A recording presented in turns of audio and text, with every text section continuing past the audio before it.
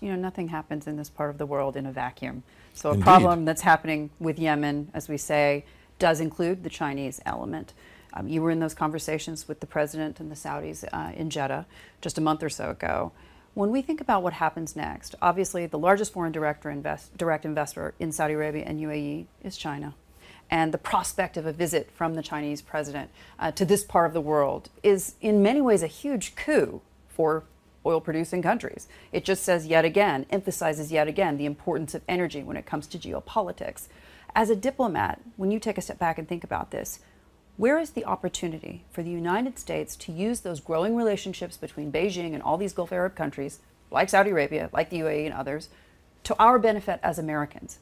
In the sense that, can they be a conduit, not just for messaging, but for pressure as well? Because when they look at their energy dynamic, half of their oil comes from this part of the world. And to my knowledge, our taxpayers are still putting the Fifth Fleet here. We've got an air base in Qatar. We're still supporting this part of the world and their energy flows with taxpayer money.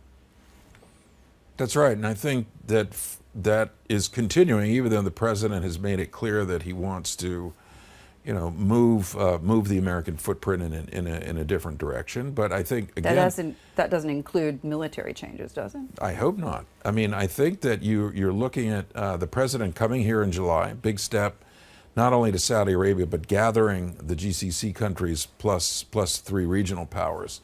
And his message was, America's not going anywhere. America can be counted on to remain in the neighborhood and as a support for the countries and their security. That is an American priority. Right. And by the way, that's fundamental to my mission as the U.S. envoy to Yemen, to know that the regional countries can feel secure if they are attacked. And look, I hope we're at a point where there will be no more attacks either into Saudi Arabia or the Gulf countries or into Yemen from the outside. This is a moment through the truce where that element has been de-escalated.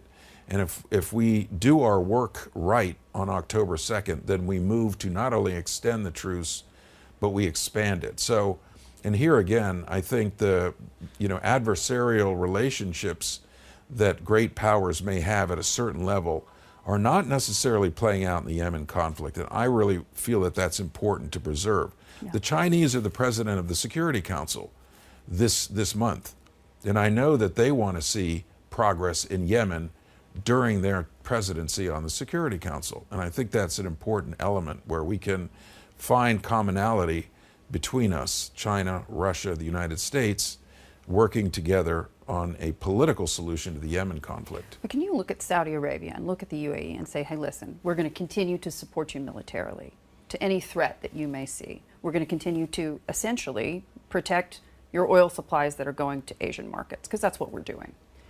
And at the same point, we want something from you.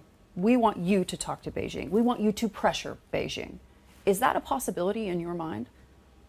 I mean, that's diplomacy, I think, in essence.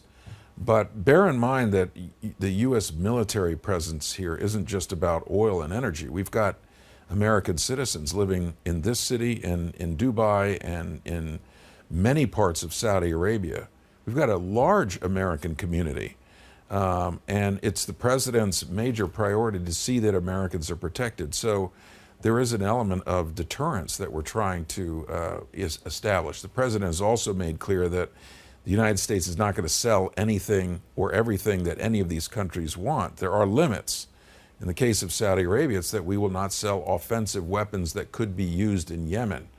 We're finding that there is enough in the president's message on security that it gives, I think, the Saudis, from what I've seen, enough confidence that they can take some bold steps on Yemen. And I think we're seeing them do that. We need to see the Houthis do that as well. Yeah. So you think, post those visits and the visit of the president to Saudi Arabia specifically, you think that there's a new tone, perhaps, in the relationship that shows the GCC, shows Saudi Arabia that they can be secure in the knowledge that America still has their back? I do, and I think that came through very clearly in the meetings and in the interactions that the president had with the various Gulf and Saudi leaders in Jeddah just a few weeks ago. I think that was very positive.